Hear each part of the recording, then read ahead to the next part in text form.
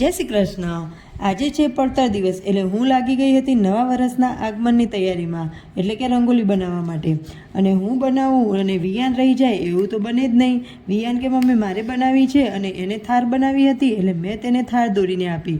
અને અહીં રંગોલી બનાવતા બનાવતા સાંજના ક્યાં 7 વાગી ગયા ખબર જ ના પડી, અને તોય મારી રંગોલી તો થોડી બાકી રહી જ ગઈ। ભાઈબીજના દિવસે મારા નણંદ એટલે કે પ્રીતિબેનનું જીયારું અને હવન બંને છે, એટલે મેં હાથે મહેંદી પણ મુકાવી દીધી। નવા વર્ષના રામ રામ બધાને, કેમ કે રાતના 12:30 તો વાગી જ ગયા છે, પણ મને ભૂખ બહુ લાગી ગઈ હતી। અને આદિત્ય અને વિયાન બધા પ્રોગ્રામમાં ગયા હતા, તો ત્યાંથી તે લસણિયું અને રોટલો લાવ્યા હતા, એટલે મને તો જોઈને પાછી વધારે ભૂખ લાગી, એટલે આદિત્ય મને મસ્ત એવું જમાડી પણ લીધું। પછી રાતે મારે મહેંદી નીકાળવી પડી, કેમ કે હાથમાં મને મહેંદીનું રિએક્શન થવા લાગ્યું હતું।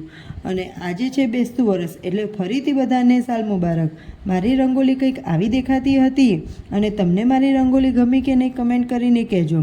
નવા વરસ તો આખો દિવસ ક્યાં જતો રહ્યો ખબર જ ના પડી, અને સાંજે અમારે પ્રીતિબેનનો ટ્રંક ભરવાનો હતો, એટલે અમે તેમને ત્યાં આવી ગયા। ચલો આજ માટે આટલું જ। હવે કાલે મળીશું નવા દિવસ અને નવા વિડીયોની સાથે। ત્યાં સુધી જય શ્રી કૃષ્ણ।